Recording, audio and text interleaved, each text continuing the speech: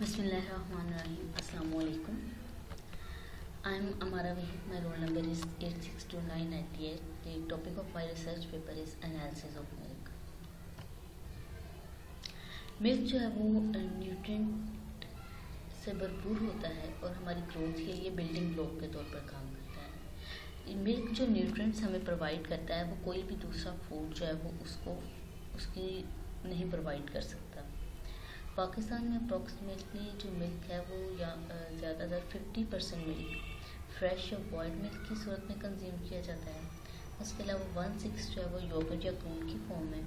उसके अलावा जो बकिया रह जाने वाला मिल्क है उसको हम डिफरेंट डेयरी प्रोडक्ट के में यूज़ करते हैं, जैसे आइसक्रीम, बटर, खोया, पनीर, खीर, बर्फ़ी और गुलाब जामुन।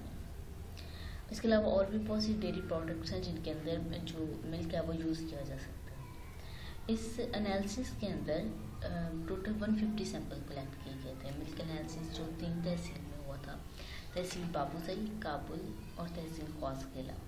इन तहसील में हर तहसील से 50 सैंपल कलेक्ट किए गए थे मिल्क पॉइंट से। तो इसकी कंपोजिशन को जानने के लिए लैक्टोस्कैन मिल्क एनालाइजर, उसके अलावा माइक्रोबल क्वांटिटी के लिए MPRT और एडल्ट्रेंट एनालिसिस के लिए मुख्तलिफ प्रोसीजर्स को यूज़ किया गया था।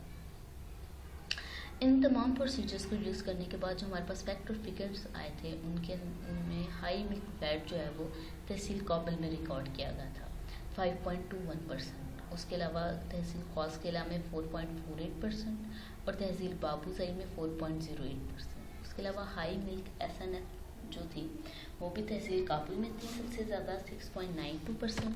उसके अलावा तहसील ख्वासकेला में थी 6.72% और 6.11% थी इन तहसील बाबूसई में। और हाई मिल्क जो प्रोटीन थी वो तहसील काबुल में 3.15%, तहसील ख्वासकेला में 2.79% और तहसील बाबूसई में 2.79% थी। अब इन तमाम फैक्टर एंड फिगर्स को देखते हुए हमें ये पता चलता है कि जो तहसील बाबूसई है उसके अंदर फैट क्वांटिटी, मिल्क SNF और जो सारी हाई प्रोटीन मिल्क जो है वो तमाम सबसे कम जो थी वो तहसील बाबूसई से कलेक्ट किए गए सैंपल्स हैं। इसका मतलब है कि जो तहसील बाबूसई है इसके अंदर जो मिल्क की जो क्वालिटी थी वो सबसे पुअर थी। नेक्स्ट और लैक्टोज को फाइंड करने के लिए जो एनालिसिस किया गया था उसके अंदर भी हमने यही रिकॉर्ड किया कि तहसील काबुल में सबसे ज़्यादा लैक्टोज मिल्क के अंदर क्वांटिटी मिल्क लैक्टोज की मिल्क में सबसे ज़्यादा तहसील काबुल में थी जो थी 3.04%। उसके अलावा 2.96% थी तहसील ख्वासकेला में और 2.69% थी तहसील बाबूसई। तो इससे हमें ये पता चलता है कि जो तहसील बाबूसई है इसके अंदर जो मिल्क क्वालिटी है वो सबसे ज़्यादा पुअर है। अब नेक्स्ट है high amount of added water. अब तहसील बाबूसई में चूँकि हमने देखा कि लो क्वालिटी है मिल्क की, तो उसमें सबसे ज़्यादा वाटर एडिड अमाउंट थी 36.22%। उसके अलावा तहसील ख्वासकेला में 34.07% थी और तहसील काबुल में 31.69% थी। अब इन तमाम एनालिसिस के बाद एक बात देखने में आई कि बोरिक एसिड और स्टार्च जो मिल्क में ऐड किए जाते हैं उसकी लो क्वालिटी को लो करने के लिए और क्वांटिटी को इंक्रीज़ करने के लिए वो इसमें यूज़ नहीं किए गए थे। लेकिन फॉर्मलिन जो थी वो इन तीनों तहसील में के जो मिल्क सैंपल्स हैं उनमें डिटेक्ट की गई थी। रिस्पेक्टिवली 26% बाबूसई, 46% काबुल और 36% ख्वासकेला। नेक्स्ट टेस्ट किया गया था MBRT का। तो MBRT के मुताबिक जो कोई भी सैंपल है वो एक्सीलेंट क्वालिटी का नहीं है। इन तीनों तहसील से कलेक्ट किए गए मिल्क पॉइंट से कलेक्ट किए गए मिल्क के अंदर कोई भी सैंपल एक्सीलेंट क्वालिटी का नहीं है। तो लेकिन अच्छी क्वालिटी का मिल्क जो है वो सिर्फ एक सैंपल फाइंड किया गया था तहसील ख्वासकेला में 0.6% मिल्क जो था। उसके अलावा 41.33% जो थे वो फेयर क्वालिटी के थे। इस तरह मतलब वो पिए अच्छे तरीके से कंज्यूम किए जा सकते थे बट नॉट अ गुड और एक्सीलेंट क्वालिटी। लेकिन 32% जो सैंपल थे वो वेरी वेरी पुअर क्वालिटी के थे और 26 सैंपल नहायत ही बुरी क्वालिटी के थे। और तहसील बाबूसई में 20 samples are very poor quality which was high value among all of the तहसील। तो मतलब बाबूजाई में जो 50 सैंपल्स कलेक्ट किए गए थे, उनमें से 20 जो थे वो वेरी पुअर क्वालिटी के थे। तो maximum number for fair quantity was observed in tehsil Kabal और तहसील ख्वास किला।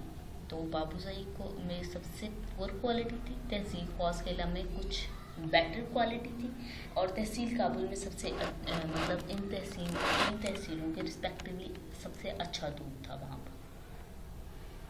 नेक्स्ट कॉलोनी फॉर्मिंग पर मिलीमीटर में जो एकर की क्वांटिटी फाइंड आउट की गई थी, CFU पर ml के हिसाब से वो 538 थी तहसील बाबूजाई में, 510 थी तहसील काबुल में, और 370 CFU पर ml थी तहसील ख्वास किला।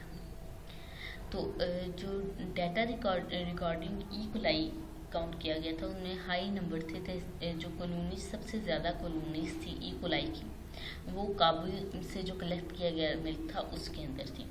उसके अलावा तहसील मतलब उसमें 576 कॉलोनीज रिकॉर्ड की गई थी, 480 तहसील ख्वास किला में रिकॉर्ड की गई थी। Colony forming unit on nutrient acre of various bacterial species showed that maximum number of microorganisms was observed in milk sample of तहसील बाबूजाई। तो इन कॉलोनीज को डिटेक्ट करने का मकसद ये था कि हम ये देखा जा सके कि किस मिल्क सैंपल में सबसे ज़्यादा बैक्टीरियल या माइक्रो ऑर्गेनिजम्स स्पीशीज शो हो रही हैं। तो तहसील बाबूजाई के अंदर वो अगेन तहसील बाबूजाई में 590 कॉलोनीज थी, तहसील ख्वास किला में 530 एंड 475 इन तहसील काबुल में थी। तो लेकिन जो हमारे पास स्टैंडर्ड है उसके अंदर बैक्टीरियल काउंट जो है वो लेस देन 103 CFU पर ml होना चाहिए था। तो लेकिन यहाँ पर बहुत ज़्यादा क्वांटिटी में था। इन तीनों तहसील में से जो मिल्क है वो कोई भी तीनों में से हाई क्वालिटी मिल्क नहीं पाया गया।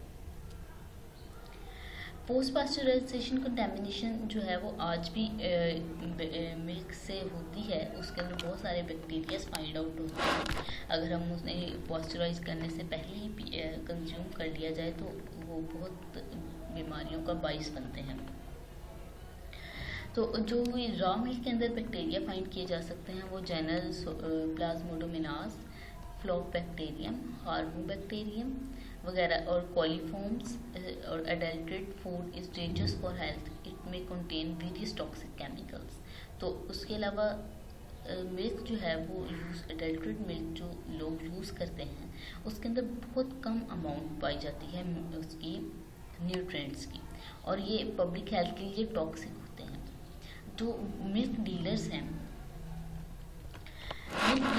वो अपना मार्जिन ज़्यादा रखने के लिए, अपना प्रॉफिट ज़्यादा करने के लिए वो 3 तरीके इस्तेमाल करते हैं। सबसे पहले डाइल्यूशन, मिल्क को डाइल्यूट कर देते हैं वाटर ऐड करके।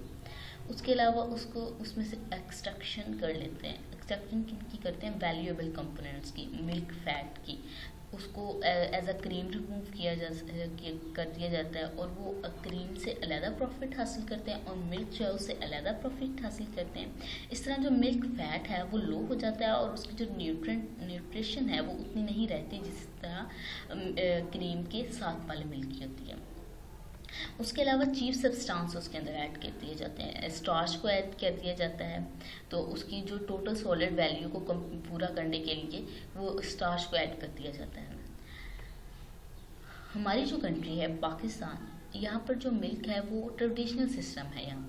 यहाँ पर जो मिल्क है वो मिडल मैन के ज़रिए, जिन्हें गवालास कहते हैं, उनके ज़रिए घरों तक पहुँचाया जाता है। आमतौर पर जो गली मोहल्ले में लोग हैं उनको मिडल मैन गवाला जो है वो मिल्क प्रोवाइड करता है। उसके अलावा दुकान पर भी होता है, मिल्क शॉप्स पर भी होता है। कुछ लोग जो होते हैं वो डायरेक्ट जहाँ पर डायरेक्ट जो है वो मिल्क ले आते हैं। तो जो मिल्क मैन है वो एडल्ट्रेटेड मिल्क एडल्ट्रेशन के मेथड यूज़ करता है ताकि उसका प्रॉफिट जो मैक्सिमम हो जाए। मिल्क को डाइल्यूट भी कर लेता है, उसकी क्वांटिटी भी ज़्यादा कर लेता है, उसमें से फैट्स को रिमूव कर लेता है, उसके अलावा उसमें स्टार्च को भी ऐड कर देता है, उसके और हाई अमाउंट ऑफ कार्बोनेट्स और बाइकार्बोनेट को भी ऐड करता है। ठीक है, और ये जो होते हैं और ये ये हार्मोनल सिग्नल्स हैं और उनको इंफीरियर करता है। ठीक है, जो कार्बोनेट्स और बाइकार्बोनेट्स मिडल मैन ऐड करता है मिल्क के अंदर, वो हार्मोन्स को जो है उनकी जो ग्रोथ को और उनके सिग्नल्स को स्लो डाउन कर देता है, जो रिप्रोडक्शन और डेवलपमेंट में बहुत इंपॉर्टेंट होते हैं, जिसकी वजह से जो ग्रोथ और डेवलपमेंट है और रिप्रोडक्शन है वो अच्छे तरीके से नहीं हो पाती। तो ये रेफरेंस रिपोर्ट की गई हैं, ये कार्बोनाइट और बाइकार्बोनेट जो हैं, वो कार्बोनेट्स और बाइकार्बोनेट जो हैं और हायर एल्केन वैल्यूज़ जो हैं वो यहाँ पर यूज़ की जाती हैं। इसके अलावा जो पाकिस्तान में इसमें अडल्ट्रेशन एक प्रॉब्लम नहीं है। अडल्ट्रेशन के अलावा डर्टी अडल्ट्रेशन एक बहुत बड़ा प्रॉब्लम है कि जहाँ से मिल्क दूध जो है वो लाया जाता है वहाँ पर सफाई का ख़ास ख्याल नहीं रखा जाता, जिसकी वजह से जो हार्मफुल पार्टिकल्स हैं वो मिल्क के अंदर ऐड हो जाते हैं। उसके अलावा जो इसको बहुत कम न्यूट्रिटिव बना देते हैं हेल्थ के। अब यहाँ पर एनालिसिस का डाटा है। सैंपल लेआउट हमारे पास 3 सैंपल थे, बाबूजाई से और काबुल से और ख्वास खेला से, और सैंपल साइज था 50। बाबूजाई से भी 50 सैंपल्स कलेक्ट किए गए मिल के, काबुल से भी 50 सैंपल्स कलेक्ट किए गए और ख्वास खेला से भी 50 सैंपल कलेक्ट किए गए। नेक्स्ट है sample collection. Total 150 sample collect किए गए। हर सैंपल जो था वो 100 मिलीलीटर का साइज जो था वो 100 मिलीलीटर था और डिफरेंट मिल्क शॉप से ये कलेक्ट किए गए थे मिल्क पॉइंट से, और इनको ऐसी बॉटल में रखा गया था कि जहाँ से ये ख़राब होने का या गिर जाने का ख़दशा ना हो, और VR और DIC के ज़रिए इनको आइस बॉक्स में प्रिजर्व किया गया था। और 100 में जो मिल्क सैंपल थे वो कलेक्ट किए गए थे मिल्क पॉइंट या रिटेलर शॉप से।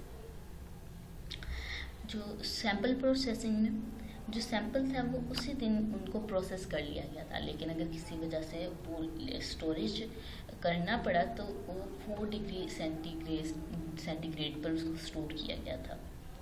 अब मिल्क कंजप्शन एनालिसिस में इसके अंदर लैक्टोस्कैन मशीन थी, ऑटो एनालाइजर मशीन जिसे कहते हैं।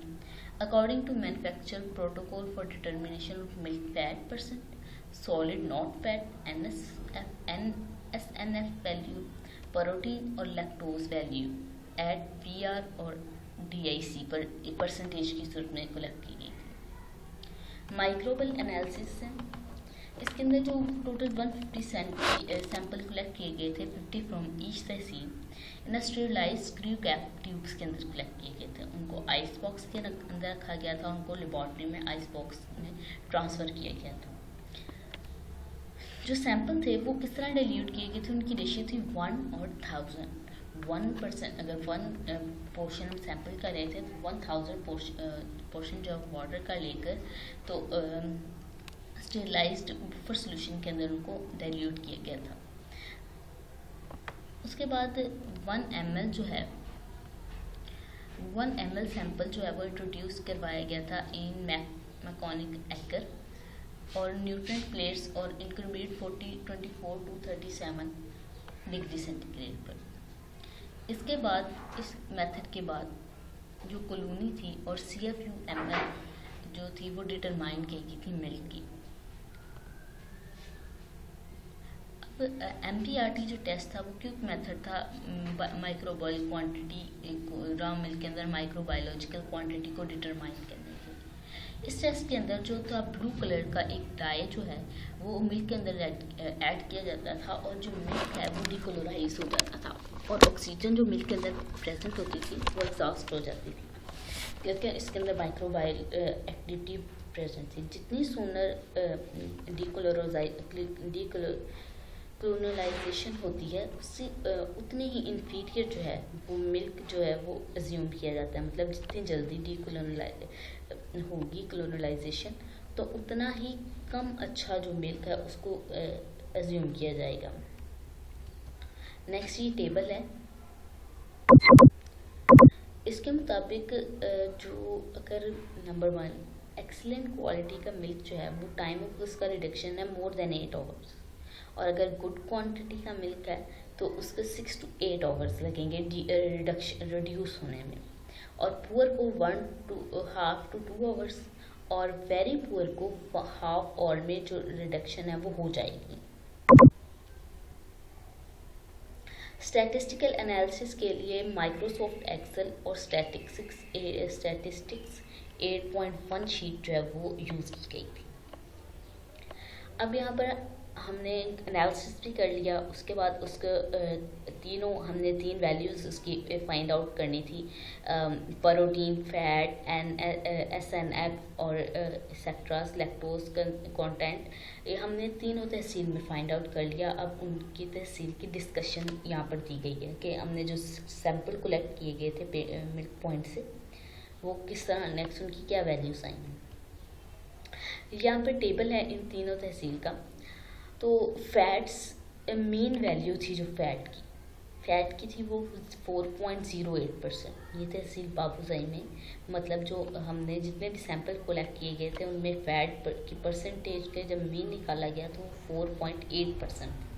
SNF वैल्यू थी 6.11%, प्रोटीन था 2.79% और लैक्टोज था 2.69%, एडेड वाटर 36.22% और जो pH थी वो 5.95%। तो ये तहसील बाबूसाई से जो डाटा कलेक्ट किया गया था वहाँ पर था। अब यहाँ पर मिनिमम और मैक्सिमम वैल्यू थी। फैट की मिनिमम वैल्यू थी 2.40%, मतलब जो सबसे चीपर सैंपल था उसमें 2.40% फैट थे, और जो मैक्सिमम जो हाई क्वालिटी तहसील बाबूसाई से मिल्क कलेक्ट किया गया था उसमें जो फैट की क्वांटिटी थी वो 6.00% थी। SNF की जो लो क्वांटिटी थी वो 3.91% थी, और जो मैक्सिमम क्वांटिटी थी वो 7.32% थी। इसी तरह प्रोटीन की 1.77% मिनिमम वैल्यू और 3.35% मैक्सिमम वैल्यू। लैक्टोज की भी 1.71% जो थी वो मिनिमम वैल्यू और 3.22% मैक्सिमम वैल्यू। अब जो वाटर ऐड किया गया था वो मिनिमम 0.0% था और मैक्सिमम 47.88%। pH की भी इसी तरह वैल्यू थी 5.75% मिनिमम और मैक्सिमम 6.20%।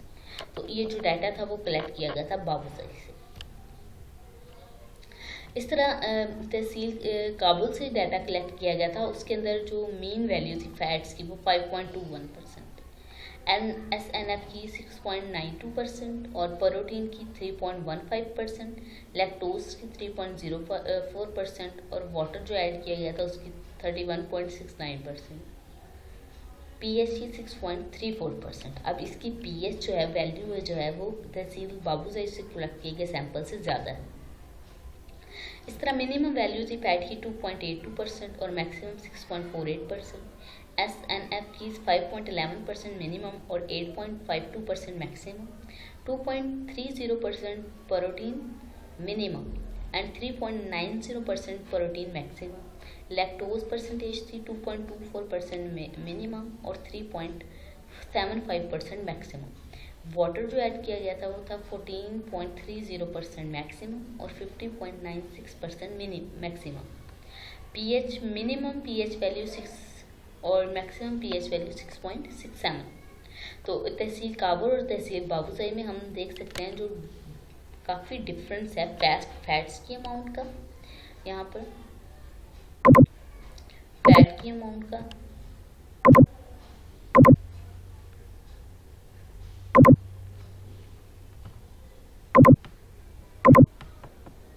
यहाँ पे फैट की अमाउंट का और उधर उसका काफ़ी ज़्यादा डिफरेंस आ रहा है।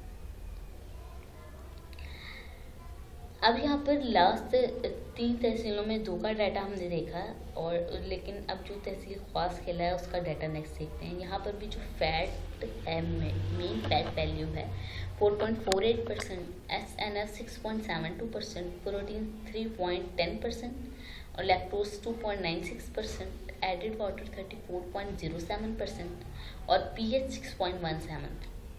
मिनिमम फैट 2.53 और मैक्सिमम 6.25। मिनिमम SNF 5.03 और मैक्सिमम 8.74। इसी तरह प्रोटीन की जो मिनिमम अमाउंट परसेंटेज में है वो 2.28 और मैक्सिमम 3.9, लैक्टोज की 2.21 और 3.85 मैक्सिमम, एडेड वाटर 10.7% मिनिमम और 552.11% मैक्सिमम। इसी तरह pH 6.06% मिनिमम और 6.36% मैक्सिमम। अब यहाँ पे ग्राफ दिया गया है, यहाँ पे फैट परसेंटेज और SNF और प्रोटीन, लैक्टोज और एडिड वाटर को एक ग्राफ की शक्ल में रिप्रेजेंट किया गया है। तो तहसील बाबूसाही सबसे लो है, इसके अंदर तमाम चीज़ों की मिकदार सबसे लो है, वाटर की मिकदार सबसे ज़्यादा है। इसका मतलब है जो इधर से मिल्क कलेक्ट किया गया तो वो सबसे लो क्वालिटी मिल्क है। इस तरह काबुल को दरमियान में रखा गया है। जो काबुल है उसके अंदर नॉर्मल क्वालिटी का मिल्क है, इसके अंदर वाटर भी बहुत ज़्यादा ऐड नहीं किया जा सकता। फैट और SNF, प्रोटीन, लैक्टोज, इनकी जो वैल्यूज़ है वो भी नॉर्मल कंडीशन पर है। तहसील खौस खेला में सबसे अच्छी जो है वो मिल्क को रिकॉग्नाइज किया गया है।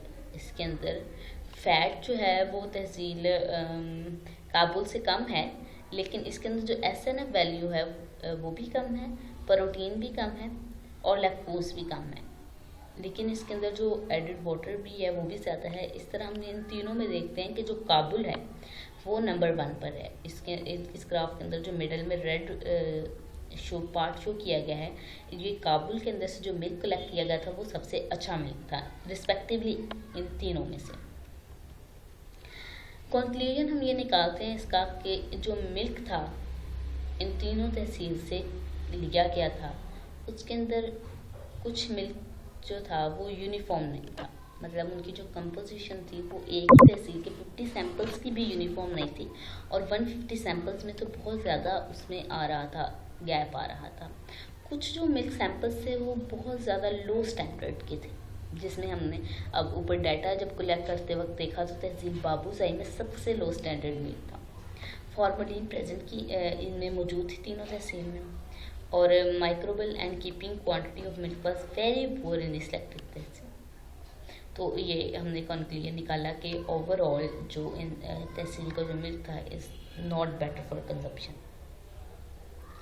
नेक्स्ट रिकमेंडेशन ये दी जा सकती हैं कि जो मिल्क कंजप्शन है इन डिस्ट्रिक्ट सवात और ब्रांडेड और and unbranded milk are recommended, some more adulterated like urea, detergent and soap में भी इन्वेस्टिगेट। तो इनको इन्वेस्टिगेट किया जाए ताकि इनमें जो एडल्ट्रेशन के लिए यूज़ की जाती हैं चीज़ें उनको देखा जा सके। This is the end of the research paper.